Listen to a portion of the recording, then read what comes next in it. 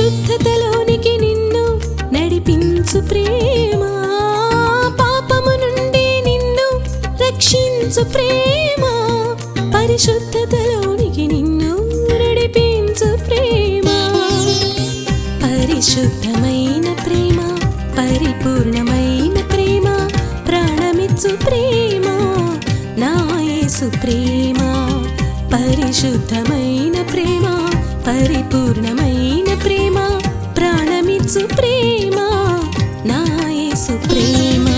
ప్రేమ ప్రేమ ప్రేమ యేసుని ప్రేమ, ఎన్నటికైనా మారని ప్రేమ.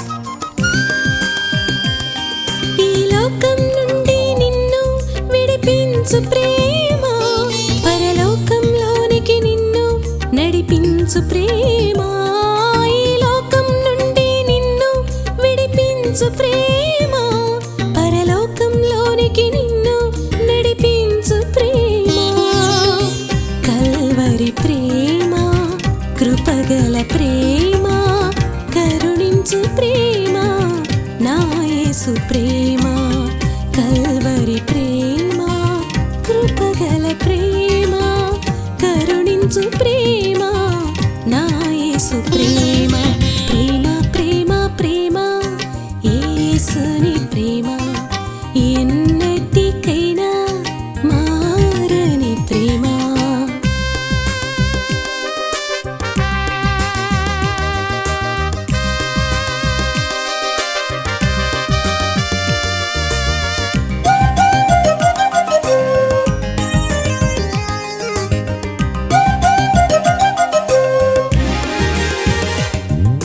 జీవపు వెలుగులు నిన్ను స్థిరపరిచే ప్రేమ, నిత్య జీవములోనికి నిన్ను నడిపించు ప్రేమ, జీవపు వెలుగులు నిన్ను స్థిరపరిచే ప్రేమ, నిత్య జీవములోనికి నిన్ను నడిపించే ప్రేమ, శాశ్వతమైన ప్రేమ, సమాధానమైన ప్రేమ, శాంతినిచ్చు ప్రేమ, నా యేసు ప్రేమ, శాశ్వతమైన ప్రేమ, సమాధానమైన ప్రేమ, శాంతినిచ్చు ప్రేమ, నా యేసు ప్రేమ. ప్రేమ ప్రేమ ప్రేమ యేసుని ప్రేమ, ఎన్నటికైనా మారని ప్రేమ. ప్రేమ ప్రేమ ప్రేమ యేసుని ప్రేమ, ఎన్నటికైనా మారని ప్రేమ, అద్వితీయమైన ప్రేమ, ఆశ్చర్యమైన ప్రేమ, అవధులు లేని నా యేసు ప్రేమ, అద్వితీయమైన ప్రేమ, ఆశ్చర్యమైన ప్రేమ, అవధులు లేని నా యేసు ప్రేమ. ప్రేమ ప్రేమ ప్రేమ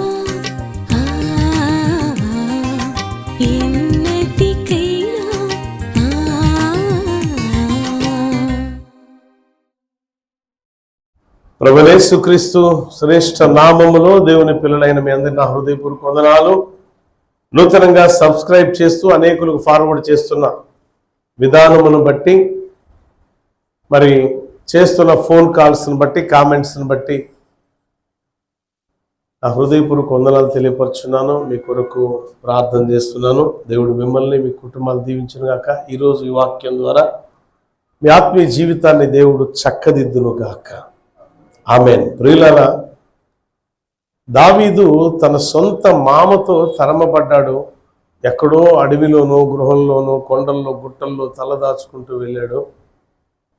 క్రైస్తవ జీవితంలో జీవిస్తున్న మనకు కూడా అభిషేకించబడిన రాజైన సౌలుకి ఎటువంటి ఈర్ష్య ఉన్నదో, ఎటువంటి అసూయ ఉన్నదో, ఎటువంటి పగలు ప్రతీకారాలు ఉన్నాయో మానవ జీవితంలో మనకు కూడా అలానే ఉంటాయి.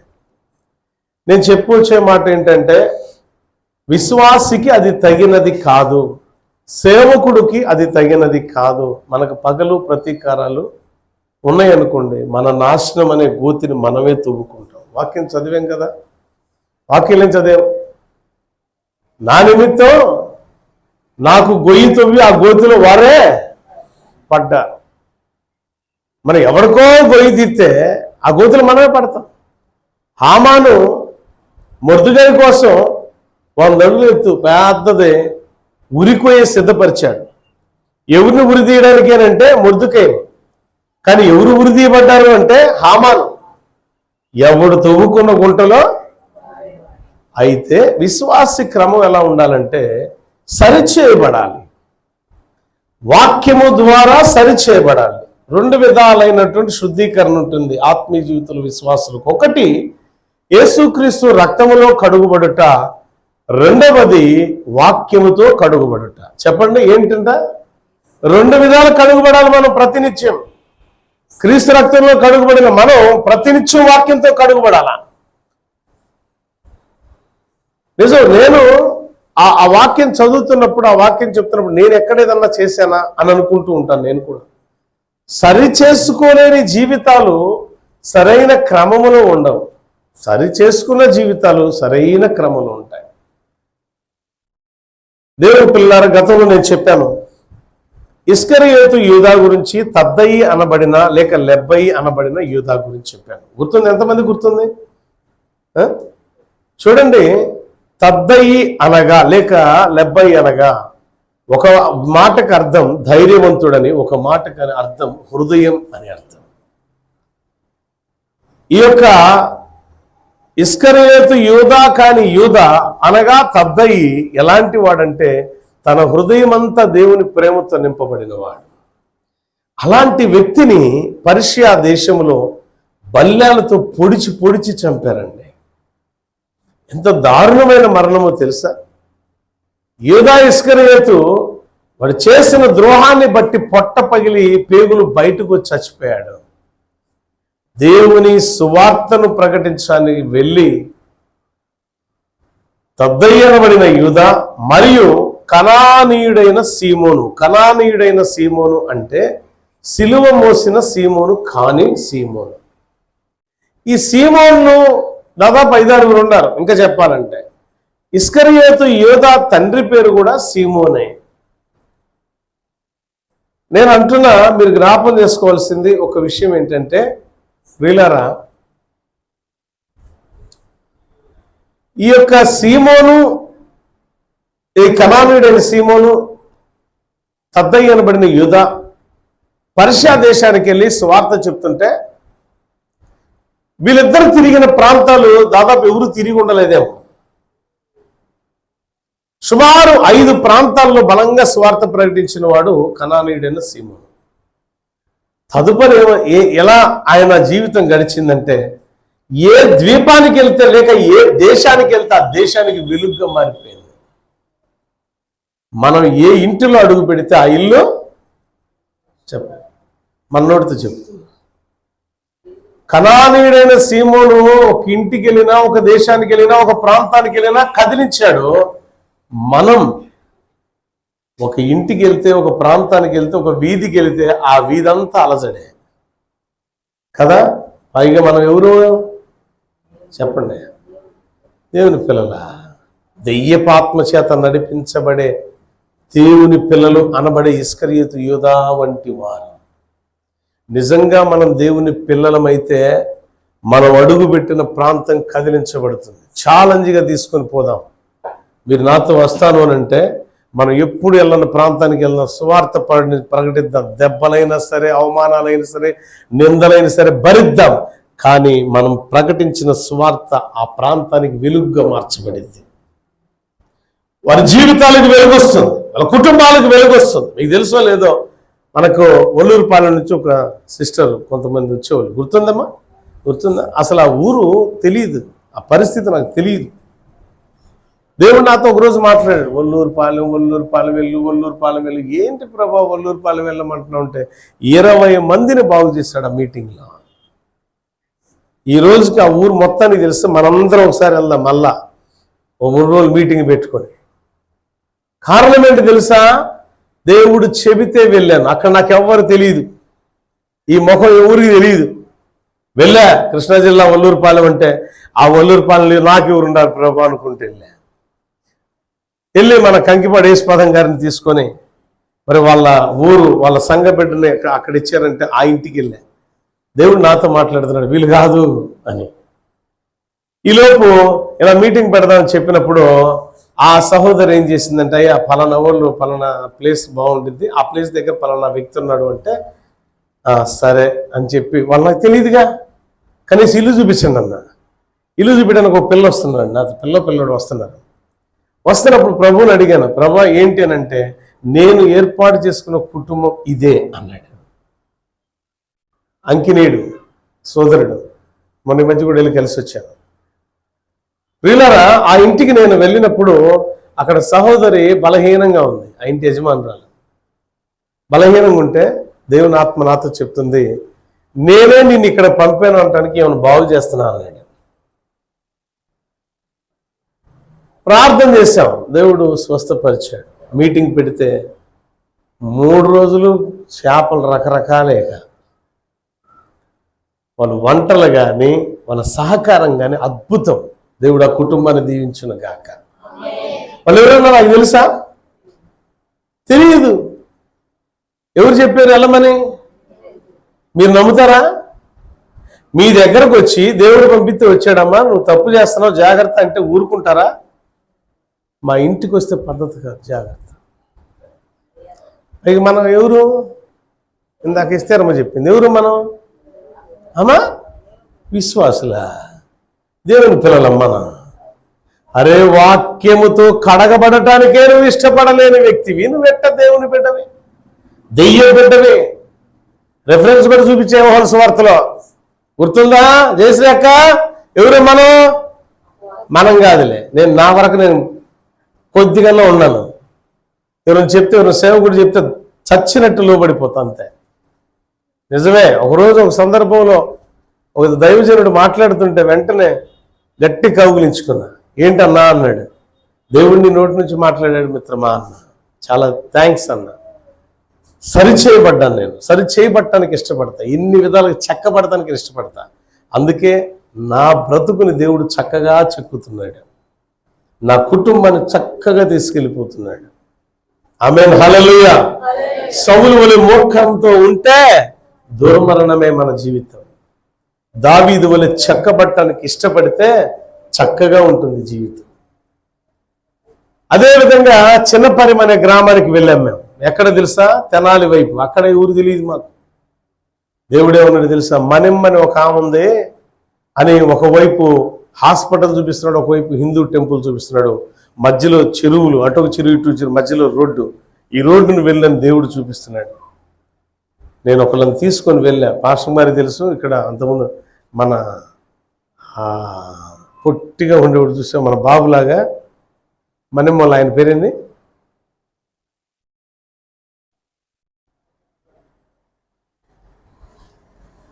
మనిమ్మేనా ఆమె పేరు?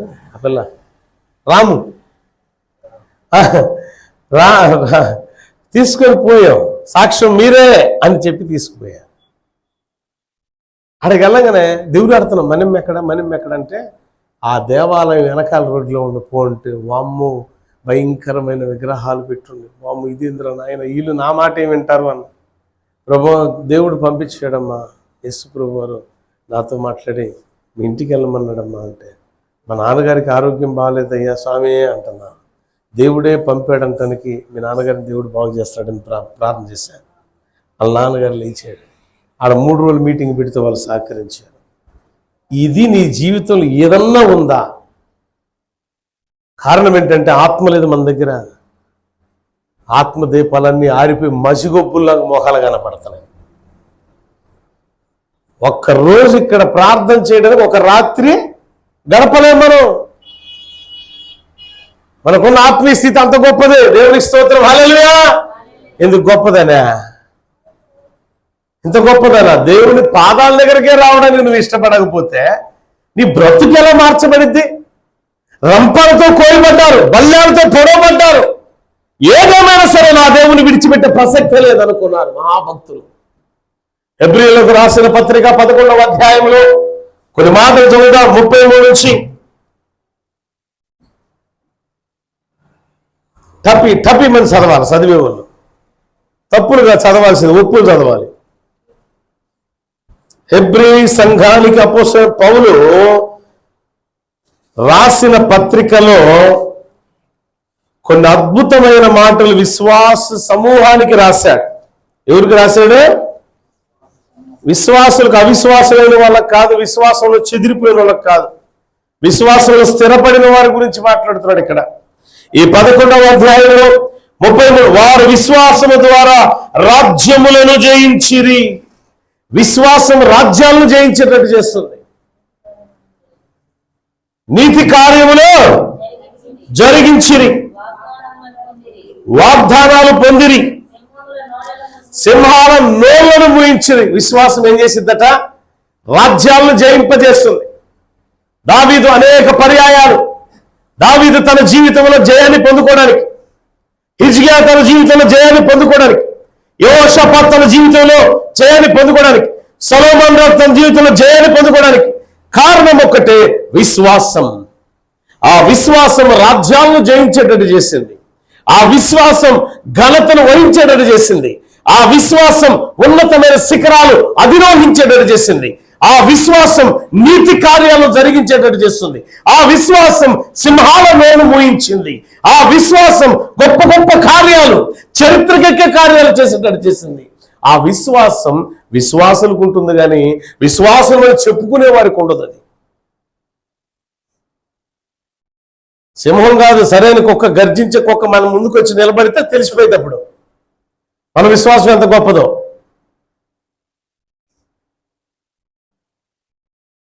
అపవాది శక్తుల్ని జయించలేదు మన విశ్వాసం. విశ్వాసమేనా? ఒక్క దెయ్యాన్ని పరిగెత్తేటట్టు చేయలేని మన విశ్వాసం ఒక విశ్వాసమా? ఒక గొప్ప కార్యం మన ఇంట్లో జరిగేటట్టు చేయలేని విశ్వాసం ఒక విశ్వాసమా అనుకుంటారు. ఏమంటారు తెలుసా? ఆ విశ్వాసం మాకు లేదు, ఆ ప్రార్థన మాకు లేదు, ఈ ప్రార్థన మాకు అసలు అంతకంటే వద్దు, అసలు వాక్యమే వద్దు, లోకమే ముద్దు అనుకుంటూ పరిగెడతా ఉంటారు లోకంలో చచ్చిపోవడానికి. ప్రతి మనిషి ఏదో ఒక రోజు ఈ శ్వాస విడవాల్సింది తప్పదు. కానీ విడిచే ముందు చేయాల్సిన పని ఏంటంటే, విశ్వాసిగా క్రీస్తులు మరణించి తిరిగి లేపబడాలి. ఇది దైవ చిత్తం.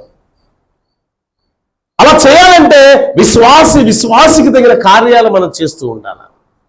విశ్వాసి తగిన కార్యాలంటే ఎలా ఉంది?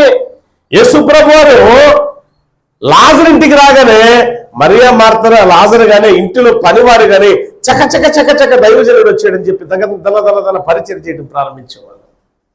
వచ్చింది ఒక్కర్లే, ఆయనతో పాటు శిష్యులు వచ్చారు. ఎంత చాకిరి చేసేవాళ్ళు వాళ్ళు, ఎంత పరిచయం చేసేవాళ్ళు దైవజనులకి. ఏలియా దగ్గర శిష్యరికం చేసిన ఎలీషా ఎంత పరిచయం ఎంత సేవ చేసేవాడు. ఈ రోజుల్లో ఉన్నదా అది? ఏం చేస్తున్నావు? తింటాం, స్లీపింగ్. ప్రార్థన లేదు నీ జీవితానికి. మసి బారిపోతుందా జీవితం?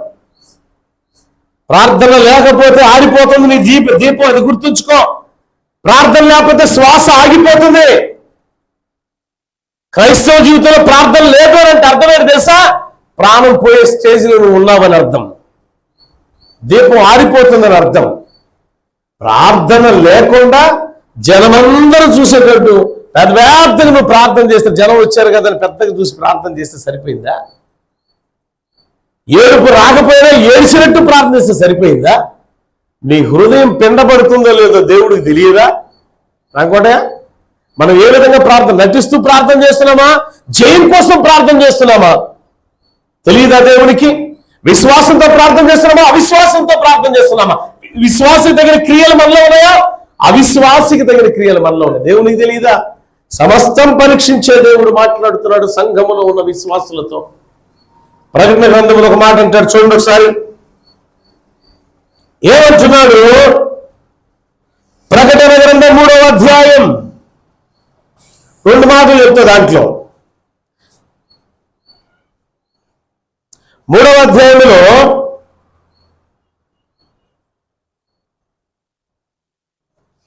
8వ వచనం, ఫిలదెల్ఫియా సంఘం గురించి మాట్లాడుతూ ఆ సంఘంలో ఉన్న విశ్వాస సమూహానికి దేవుడు చెప్తున్న సందేశం ఏంటి తెలుసా?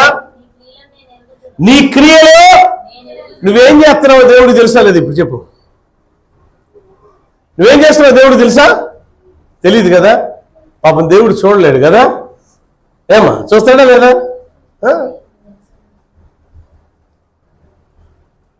ఏంటిది?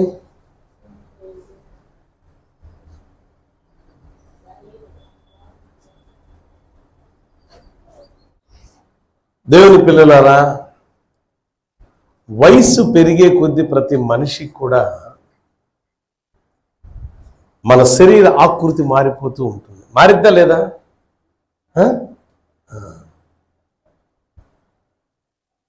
అలానే ఆత్మీయ జీవితంలో ఆత్మానుసారమైన వయసు వెలుగుతుంది.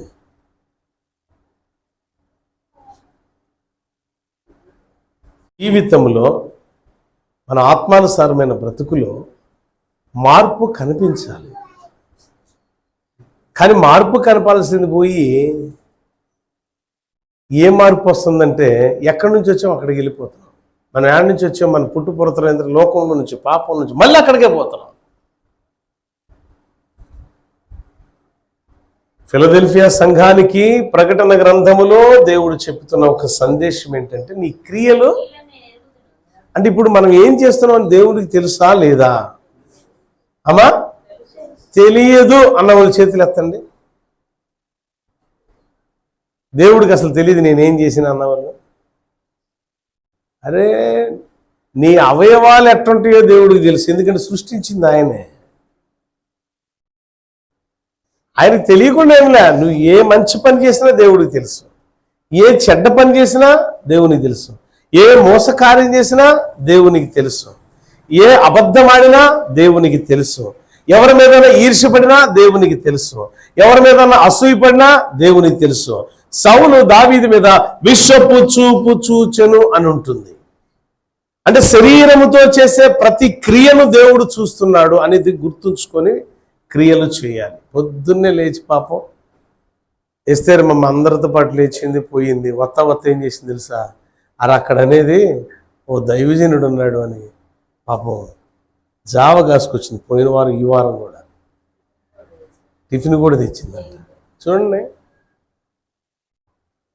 ఎంత ఆ పరిచర్య. ఆ స్థానంలో నేనుండా, నువ్వుండా సేవకుడిగా ఆ పరిచర్య, ఆ క్రియ దేవుడు చూస్తాడు. క్రియలు లేని విశ్వాసము మృతం, చచ్చిన దాంతో సమానం. క్రియ లేకుండా దేవుడు అంటే మళ్ళీ ప్రేమిస్తున్నా అంటే సరిపోయిద్దా? నీ ఇంటికి వస్తే గుక్కడి నీళ్ళు ఇవ్వడానికే ఇష్టపడవే, నీ క్రియలు గొప్పవా? నీ క్రియలను బట్టి కదా మూడుబారిపోతుంది నీ జీవితం. ఫిలదెల్ఫియా సంఘములో ఉన్న వ్యక్తుల గురించి దేవుడు మాట్లాడుతున్నారు. దైవికమైన మాట ఇక్కడ మనందరికి బోధ జరుగుతున్నది. నీ క్రియలు నేను ఎరిగి ఉన్నాను. తర్వాత నీకున్న శక్తి కొంచెమే. చాలా మంది అంటారు కదా, అయ్యా శక్తి లేదయ్యా, చేసుకుంటే చెప్పండి, చేసుకుంటే చెప్పండి, మనమనే డైలాగులు. చేసుకుంటే లేకపోతే లేదు కదా. కానీ వీళ్ళ శక్తి కూడా కొంచెమేనంట, నీలాగా నాలాగా వీళ్ళ శక్తి కూడా కొంచెమే. కానీ దేవుడు ఏమంటున్నాడు చూడండి, శక్తి కొంచెమైనను ఉండి నీవు నా వాక్యము గైకొని నా నామము ఎరుగనన లేదు. ఇదిగో తలుపు నీ ఎదుట తీసి ఉంచి ఉన్నాను, దాన్ని ఎవ్వడు వేయలేరడు.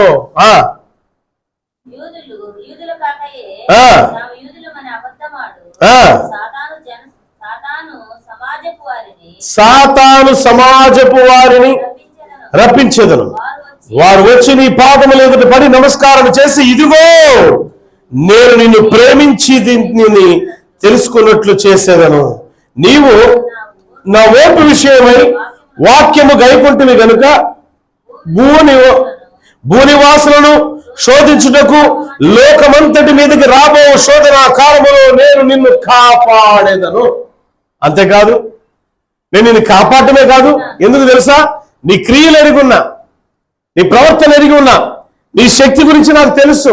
ఆ శక్తి కొంచెమైన వాక్యం నిమిత్తం, దేవుని నిమిత్తం, అంటే నా నిమిత్తం అనగా దేవుడు మాట్లాడుతున్నాడు. ఈ ఫిలదెల్ఫియా సంఘములో ఉన్న విశ్వాసులు శక్తి కొంచెమైనను వాక్యములు ఎట్టు పరిస్థితిలో కూడా కుడికి గాని ఎడమకు గాని తొట్టిల్లిన వారు కాదు. శోధన కాలములో శోధన కలిగిన, శ్రమ కలిగిన, ఇబ్బంది కలిగిన, ఎటువంటి కష్టం కలిగిన, ఎటువంటి బాధ కలిగిన, ఎట్టి పరిస్థితుల్లో వారు విశ్వాసములు చెదిరిపోయిన వారు కాదు. నేను చెప్పాను మొదట ప్రారంభంలో, కనానీయుడైన సీమోను పరిస్థితి ఏంటి?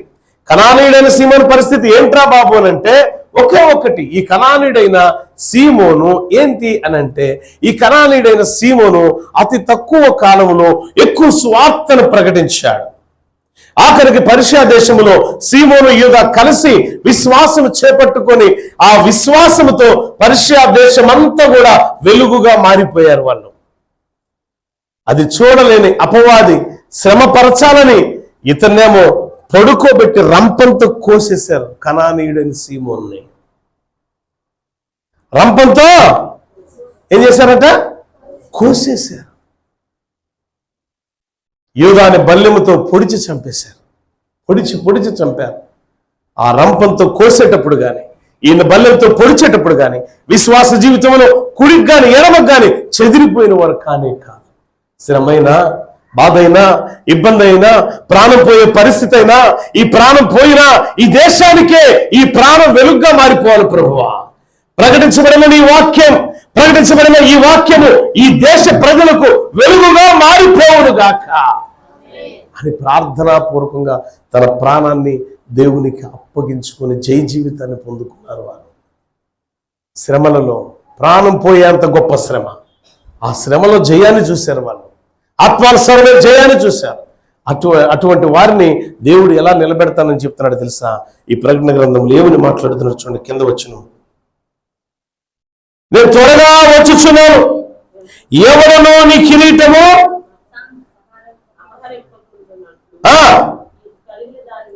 గట్టిగా చేపట్టుకొను, జయించు వారిని నా దేవుని ఆలయమును ఒక స్తంభంగా నిలబెడతానన్నాడు. దేవునికి స్తోత్రం, హల్లెలూయా. ఏం జయించాలా? గట్టిగా పట్టుకోమన్నాడు విశ్వాసాన్ని.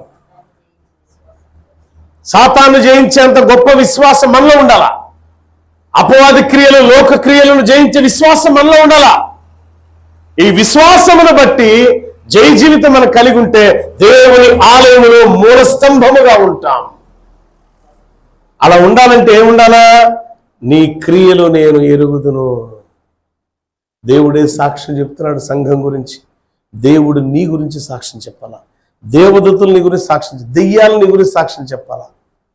బైబిల్ గ్రంథంలో దెయ్యాలు సాక్ష్యం చెప్తాయి. పౌలు ఎవడో తెలుసు, యేసు ఎవడో తెలుసు, ఒక అబ్బాయి నువ్వెవడో తెలుసా, ఒకడి మీద దెయ్యాలు పడతాయి. తెలుసా మీకు? అవునా? తెలుసా లేదా? పౌలు ఎవడో తెలుసు, నువ్వేమిటి తెలుసు, పేతురు ఎవడో మాకు తెలుసు. రా, నువ్వు మావాడివే. కనపడ్డాయి దెయ్యాలు, మామూలు కాదు. దెయ్యం వచ్చి నీకు తొక్కుతుందంటే అర్థం ఏంటి తెలుసా? దెయ్యాలు తాండవించి నీ కుటుంబాన్ని గలిబిలి చేస్తున్నట్టు అర్థం తెలుసా?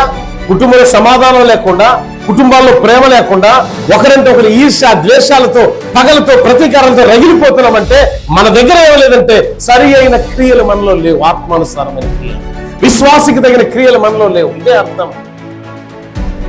విశ్వాసికి తగిన క్రియలు లేకుండా మనం ఎలా యోగ్యులుగా మార్చబడతాం అట్లా? విశ్వాసి అంటే విశ్వాసికి తగిన క్రియలు మనలో. ఇదే 3వ అధ్యాయం 14వ వచనం చదవండి ఒకసారి. లవోదియ సంఘం గురించి ఏం చెప్తున్నాడు తెలుసా? నమ్మకమైన సత్యసాక్షి, దేవుని సృష్టికి ఆదియునైన వాడు చెప్పు సంగతులు ఏమనగా నీ క్రియలో నేను ఎరుగుదును. నీవు చల్లగానైనను వెచ్చగానైనను లేవు.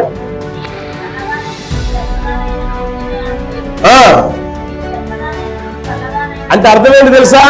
నువ్వు ఆ ఒడ్డు కాదు, ఈ ఒడ్డు కాదు, ఏందిరా మధ్యలో నడిపొడ్డు.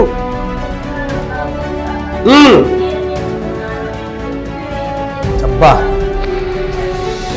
చూడండి, విశ్వాస జీవితంలో సరైన క్రియలు లేని వారి గురించి దేవుడు మాట్లాడుతున్నాడు.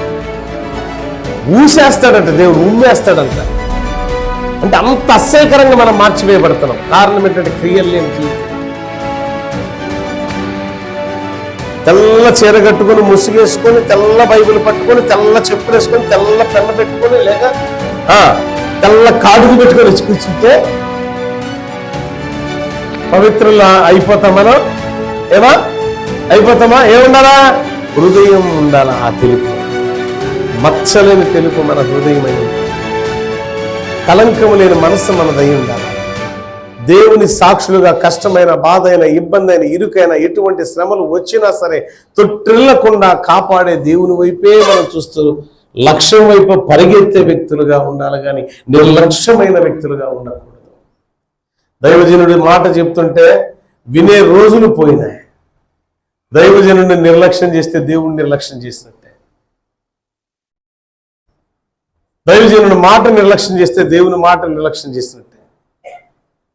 దైవజనుడికి మనం బోధించాలా? దైవజనుడికి చెప్పింది మనం వినాలా? కాదు, తప్పు. మనం చెప్పింది దైవజనుడు వినాలి. ఎందుకంటే మనమే కదా బోధకులు, మనమే కదా పెద్దలు. ఎక్కడి నుంచి పెద్దలు? యోహాను సువార్తలు రాయబడిన దగ్గర నుంచి పెద్దలు. ఎవరు మనం అప్పుడు? జయశ్రీక్క వాళ్ళు కదా, అందుకని మనమే వినాలి కదా. వాడు ఏం కోరుకుంటాడు? ఏం తక్కువ దేవునికి నాకు, ఆ సింహాసనం ఒకటి కూర్చుని నేను కూడా దేవుడు అయిపోతా అనుకున్నాడు. అదొక్కటే వాడు చేసిన తప్పు. వాడికంటే భయంకరమైన నేరాలు చేస్తున్నాం మనం. ఇదివరకు రోజుల్లో టీవీలో వచ్చేది నేరాలు ఘోరాలని, తెలుసా? అప్పుడు ప్రదీప్ వాడిని వెళ్ళి కొట్టాడు, చంపాడు వెనక నుంచి అని చెప్పి నూతన్ ప్రసాద్ డైలాగ్ డెలివరీ ఉండేది. ఆ మర్డర్ ఎలా జరిగిందో, ఎంత ప్లాన్డ్ గా జరిగిందో ఇప్పుడు మనం చూద్దాం అనుకుంటా చూసేవాడు. ఆ నేరాల ఘోరాల కంటే మరీ ఘోరంగా తయారైపోయాం మనం విశ్వాస జీవితంలో. అసలు విశ్వాసి చేయాల్సిన పని ఏంటి? పొద్దునే లేచి చెప్పండి అమ్మా. ఆ ప్రార్థన ఏం చేస్తున్నావు నువ్వు? అసలు పాడిందే పాడరా పాసిబల్ దాసుడా అన్నట్టు కాదు మన ప్రార్థన. కొంతమంది ప్రార్థన చేస్తారు, ప్రారంభం ఎలా ఉండేది ముగింపు వరకు అదే పదాలేక. ఈ వాక్యం ఎత్తి చూపి కూడా ప్రార్థన చేయరు. వాక్యం ఎత్తి చూపించంటే ఎలా ప్రార్థన? ప్రభువా హిస్సోపుతో నన్ను కడుగు, హిమము కంటే నన్ను తెల్లగా చెయ్యి. యోగ్యురాలు అనుకున్న వారు తన అపవిత్రతను కడుక్కునే మాటలు వాక్యాన్ని ఎత్తి చూపించి మాట్లాడతారు. అనేక మంది రంపాలతో కోయపడ్డారు, అనేక మంది సింహాలు నోలు మూయించారు, అనేక మంది రాజ్యాలు జయించారు విశ్వాసం. అట్టి విశ్వాసం నాకు దయచి. ఇలా ప్రార్థన చేయాలి. అంతేగాని నా కొడుకుని దీవించు, నా చిన్న కొడుకయ్యా, నా పెద్ద కొడుకయ్యా, నా మూడవ, ఇదే నా బతుకంతా? ఇదే పూజ అయ్యాక ఇంకో పూజ లేదా? ఇంకో ప్రార్థన నీకు తెలియదంటే అర్థం ఏంటంటే వాక్యానికి నువ్వు విలువ ఇవ్వటల్లా. వాక్యానికి విలువిస్తే విశ్వాస దగ్గర క్రియలు చేస్తే మూల స్తంభంగా ఉంటావు దేవుని ఆలయంలో. చూడండి, నేను కంక్లూజన్కి వస్తున్నా. కనానీయుడైన సీమోను, ఇంకా యూదా, తద్దై అనబడిన యూదా, ఒక ఆయన బల్లెలతో పొడవబడ్డాడు. యూదా అని ఆయన. కనానీయుడైన సీమోను రంపాలతో కోయబడ్డాడు. విశ్వాసం ఎక్కడ తొలగిపోలా. మరి మన జీవితం చిన్న కష్టం వచ్చిందంటే, చిన్న బాధ వచ్చిందంటే ప్రార్థనకు రావడమే మానేస్తాం మనం. పైగా మనం భక్తులు, దేవుడి మీద నిందలు వేస్తాం. ఏమన్నా తెలుసా? దేవుడికి న్యాయం లేదన్నా, దేవుడికి న్యాయం లేదన్నా. నీకుందా న్యాయం? నువ్వు ఎంతవరకు చేస్తున్నావు? వారమంతా నువ్వు కష్టపడుతున్నావే ఎందుకు? నీ పిల్లలను బ్రతికించుకోవడానికే కదా. జీవాత్మ నువ్వు కలిగి ఉండాలంటే వారమంతా కష్టపడి నీ పోషణ కోసం, నీ బిడ్డల కోసం, నీ కుటుంబం కోసం ఎలా శ్రమిస్తావో వారమంతా ఆత్మీయ జీవితంలో నువ్వెందుకు శ్రమించవు? బద్ధకమా? లేదా దేవుడు అంటే అయిష్టమా? సోమరపోత్తనమా? ఏమొచ్చి పడింది నీకు? ఇంక నువ్వు విశ్వాసి అనడానికి ఇంకేముంది ఆధారం? సౌలుకి నీకు తేడా ఏముంది? ఇస్కరియోతు యూదాకి నీకు తేడా ఏముంది? ఇక్కడ లవోదీక సంఘం గురించి ఏం చెప్తాడంటే, ధనాన్ని కోరుకొని నువ్వు మురిసిపోతున్నావు, నీకున్న ఆస్తిని చూసి మురిసిపోతున్నావు, అయినా సరే నిన్ను క్షమించి నీ హృదయం అనే తలుపు దగ్గర ఉండి తలుపు తట్టుచున్నా, ఎవడైతే నా స్వరాన్ని విని తలుపు తీస్తాడో వాని యొద్దకు మాత్రమే నేను వస్తానన్నాడు. ఇన్ని మాటలు, ఇన్ని వాక్యాలు దేవుడు బోధ చేస్తున్నా విశ్వాసంలో ఇంకా బలవంతులం కావద్దా? 1 కొరింథీయులకు రాసిన పత్రిక 11వ అధ్యాయములో 26వ వచనం ఒకసారి చూద్దాం. 27 నుంచి కంక్లూజన్కి వచ్చేద్దాం. ఇక మనం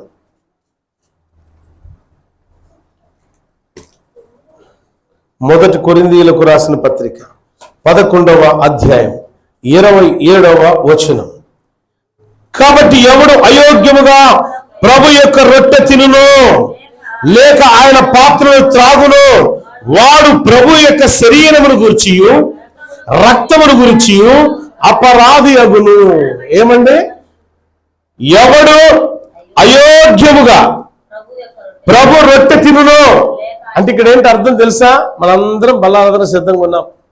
ఏదో రొట్టె ఉంది, ఆ రొట్టె తినేద్దాం. గోధుమ పిండితోనో మైదాతోనో ఇంకొక దాంతో చేసిన రొట్టె తినేద్దాం అంతే. కొద్దిగా ద్రాక్షారసం పోతాడు, కొద్ది తాగేద్దాం గొంతులో. ఇది కాదండి. యోగ్యమైన వ్యక్తి ఎలా ఉంటాడంటే పాప క్షమాపణ కోరుకుంటాడు. నేను చెప్తున్నా, పాప క్షమాపణ ఈరోజు మీ అందరూ మైకులు ఇవ్వటం కుదరదు. నువ్వు ఎవరి పట్ల తప్పు చేసావో ఆ వ్యక్తి చేతులు డైరెక్ట్ పట్టుకో. నీకు తెలీదా ఎవరి పట్ల నేను తప్పు చేస్తే క్షమించండి? నువ్వు తప్పు చేసావో లేదో నీకు తెలీదా? ఏమా తెలీదా?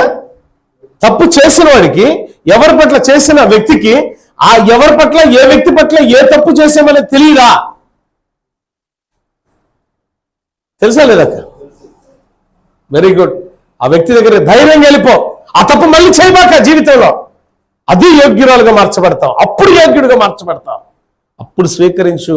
దేవుడు నిన్ను ఆశీర్వాదకరంగా మారుస్తాడు. నీ బ్రతుకును మారుస్తాడు. ఎవరో ఏదో అనుకుంటారు, సిగ్గుపడతో. బైబిల్ చెప్తుంది సిగ్గుపడనక్కర్లేని పనివారిగా మనం ఉండాలా. ఎందుకు సిగ్గుపడాలి? మనం తప్పు చేసాం, క్షమించండి అనంటే తప్పేంటి? తప్పేమన్నా ఉందా దాంట్లో? నీకు తెలుసు, నీ హృదయాన్ని తెలుసు. బట్ ఆ క్షమాపణ కోరుకోకుండా యోగ్యురాలుగా నువ్వు మార్చబడవు, యోగ్యుడిగా నువ్వు మార్చబడవు. డైరెక్ట్ ఎవరి పట్ల ఏదైనా చేస్తే క్షమించండి. దేవుడి సాక్ష్యం ఏంటది? ఎవరి పట్ల ఏం చేసావో ఒకవేళ తెలుసు, ఆ పదం ఎవరు వాడాలంటే తెలుసో తెలియకో చేస్తే. నాకు తెలిసి చేస్తే పట్టుకోవాలి, చేతులు పట్టుకొని అయ్యా నన్ను క్షమించు, అమ్మ నన్ను క్షమించు అనాలి. ఒకవేళ నీ ప్రవర్తన వల్ల ఎదుటి వాళ్ళు గాయపరచబడితే, ఎవరన్నా అట్లా గాయపరచబడి ఉంటే నన్ను దయతో మన్నించండి, తప్పులా. తెలిసి కూడా ఒప్పుకోకపోవడం తప్పు. ఇది యోగ్యమైన ప్రవర్తన మనకి అప్పుడే కనపడుతుంది. తర్వాత 28వ వచనం. కాబట్టి ప్రతి మనుషుడు తను తాను పరీక్షించుకోవలెను, అలాగు చేసి ఆ రొట్టె తిని ఆ పాత్ర త్రాగవలెను. ప్రభు శరీరమని వివేచించక తిని త్రాగువాడు తనకు శిక్ష కలుగుటకే తిని త్రాగుచున్నాడు. ఈ మాటలు నేను అన్నానా? పాస్టర్ గారు చెప్పించాడు, చూసావా? నేను చెప్పించలేదు తల్లే, వాక్యం నేను చెప్పించట్లా. వాక్యం ఏం చెప్తుంది? యోగ్యంగా ఉండాలని క్షమాపణ కోరుకోండి. దేవుడేమన్నాడు? నీ క్రియలు నేను చెప్పాల, నోరున్న వాళ్ళు నీ క్రియలు నేను. దేవుడికి తెలుసా లేదా? తెలిసినప్పుడు నువ్వు ఒప్పుకోవాలా లేదా? ఒప్పుకోకుండా దాచుకున్నావు అంటే పాపం అనే అపవిత్రత నీ హృదయములు బాగా పేరుకుపోతుంది, మలినం పేరుకుపోతుంది. డాక్టర్ ఏమంటాడంటే, అయ్యా ఆ గుండెకి బాగా కొవ్వు పట్టిందయ్యా, ఆ కొవ్వుని కత్తిరిస్తే కానీ నువ్వు బాగుపడవు అని అంటారు. రక్తం సరిగా అందట్ల గుండెకి అని మనం చెప్పేది అదే. ఆ కొవ్వు కట్ చేస్తారు డాక్టర్లు, కొవ్వు కరిగించేస్తారు. అరే కొవ్వుకే అట్టుంటే పాపం అనే మలినం పెంటలాగా మారిపోతుంటే ఎంతకాలం దాన్ని పెంచుకుంటూ పోతావమ్మా? ఎంతకాలం పెంచుకుంటూ పోతావయ్యా? ఒక్కసారి జ్ఞాపకం చేసుకో. ఎప్పటికప్పుడు శుద్ధీకరణ. నీ కాళ్ళు బయట ఎక్కడెక్కడో తిరిగి కాళ్ళు కడుక్కోకపోతే ఎట్లుండిద్ది కాళ్ళు? స్నానం చేయకపోతే మనం ఎలా ఉంటాం? ఒక్కరోజు స్నానం చేయకపోతేనే మన శరీరం దుర్వాసన కొడుతుంది. 10 రోజులు చేయలేదనుకో ఎలా అయిపోయింది? మన దగ్గరికి ఎవరన్నా చేరతారా? అప్పుడు ఇదివరకు రోజుల్లో సిటీ బస్సు ఎక్కాలంటే భయపడేవాడు నేను. ఎందుకో తెలుసా? ఎక్కగానే ఎవడు అక్కడ ఎట్టనేవాడు, చూంటమే స్టైల్గా ఉండేవాడు. ఇది రాడు పట్టుకోవాలి గట్ట అనుకునేవాడిని. కారణం ఏంటంటే పాప అయ్యా ఎక్కుతాడు స్టూడెంటే మళ్ళీ ఎట్టనైనా గుప్పును వెళ్ళిపోయింది. వాడు ఎన్ని రోజులు అవుతుంది స్నానం చేసి అనుకుంటాను నేను. పక్కెళ్తే ఇంకొకళ్ళం బాబోయ్ అనుకుంటా, దేవా ఈ బస్సులు ఎక్కిచ్చే భారం తగ్గి చిన్న స్కూటర్ అన్నయ్య అనుకునేవాడు. ఇంకట్లా నా ప్రయాణం బస్సులో తగ్గించి పడేశాడు దేవుడు. దేవుని స్తోత్రం, హల్లెలూయా. ఇప్పుడు ఆటోలు వచ్చినాయి, అప్పుడప్పుడు ఆటోలు వెళ్తే ఉండిద్ది సోకు. ఒక రోజు 2 రోజులకి ఎట్టుంటే, వారం రోజులు 10 రోజులకి ఎట్టుంటే, పాపం అనే అపవిత్రత నువ్వు పెంచుకుంటూ సంవత్సరాలు నెలల తరబడి పెంచుకుంటూ పోతే నీ దగ్గర ఎంత దుర్వాసన వస్తే దేవుడు నీతో వచ్చి మాట్లాడతలేదు తెలుసా? ముందని కడుక్కోండి. ఇక్కడ మోకరించి ఏం చేయాలంటే, తెలుసో తెలియక ఎవరి పట్లన్నా తప్పు చేస్తే క్షమించండి. తెలిసి ఒకవేళ నువ్వు పలానా వ్యక్తి పట్ల ఏదన్నా తప్పుగా మాట్లాడినా ప్రవర్తించిన తప్పు అంటే క్షమాపణ కోరుకోండి, దేవుడు మిమ్మల్ని క్షమిస్తాడు. సో కనానీయుడైన సీమోను, రెండవది తద్దై అనబడిన యూదా పల్లెలతో పొడవబడ్డారు, రంపాలతో కోయబడ్డారు, విశ్వాసములు స్థిరంగా ఉండారు, మహిమ ప్రవేశం చేశారు. ప్రైజ్ ది లార్డ్, హల్లెలూయా. ఆత్మీయ జీవితంలో ఎలా ఉండాలంటే, విశ్వాసం సింహాలను నూలు మూయించింది, విశ్వాసం రాజ్యాలను జయింపజేస్తుంది, విశ్వాసం రంపాలతో కోయబడిన వారిని కూడా మహిమ ప్రవేశం చేస్తుంది. కారణం ఏంటి తెలుసా? కోయబడి వారి ప్రాణ ఊపిరి ఆగిపోయేంత వరకు కూడా విశ్వాసంలో తొట్టిల్లలేదు. కాబట్టి ఈ జీవితంలో ఎన్ని రకాల శ్రమలు, ఎన్ని రకాల ఇబ్బందులు, ఎన్ని రకాల శ్రమలు వచ్చినా ఎట్టి పరిస్థితుల్లో కుడికి కానీ ఎడమ కానీ తొట్టిల్లకుండా కాపాడు. దేవుని వైపు చూస్తూ ఉన్నతమైన పిలుపు అందుకొని యేసు ఇచ్చిన పిలుపు వైపు మనం పరుగులు ఎడదాం, పందె పరుగులు ఓపికతో పరిగెడదాం, జయ జీవితాన్ని పొందుకుందాం. దేవుడి మాటలు దీవించును గాక. ప్రార్థన చేద్దాం. మహాగణుడానికి స్తోత్రాలు. విన్న వాక్యమును బట్టి ఈ ప్రియ బిడ్డలెల్లరినూ దీవించు, ఆశీర్వదించు, కరుణించండి, కృప చూపండి, మేలులతో తృప్తిపరచండి. అనారోగ్యమా మంచి ఆరోగ్యం దయచేయి. బాధపడుతున్న అయా బిడ్డలందరినీ ఓదార్చండి. తల్లిదండ్రులు లేక ఇబ్బంది పడుతున్న బిడ్డలకు ఆదరణ దయచేయండి. భర్తను కోల్పోయిన బిడ్డలకు ఆదరణ దయచేయి. తండ్రిని కోల్పోయిన వారికి ఆదరణ దయచేయి. బిడ్డలు కోల్పోయిన వారికి ఆదరణ దయచేయి.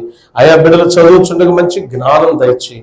ఎగ్జామ్ రాయబోతున్న బిడ్డలకు, రాసిన బిడ్డలకు ఉత్తీర్ణత దయచేయి. ప్రభువా సహాయము దయచేయండి నాయన. వ్యాపారం చేయించిన బిడ్డలను దీవించండి.